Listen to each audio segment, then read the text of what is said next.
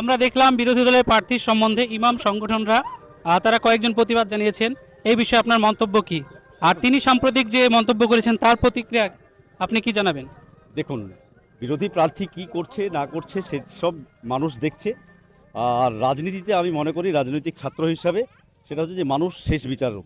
যার ফলে ডোমকলের মানুষ এটা জানে কাকে নির্বাচিত করলে তারা কাছে পাবে, কাকে নির্বাচিত করলে তারা সবসময় কাজে পাবে, আর কাকে নির্বাচিত করলে সে চলে যাবে। যার ফলে তার কথা ইমাম মুয়াজ্জিনরা হচ্ছে যে বিরোধিতা করেছে, সেটা যেমন তাদের নিজস্ব সংগঠন আছে ইমাম মুয়াজ্জিনদের, যার ফলে তারা বিরোধিতা করেছে।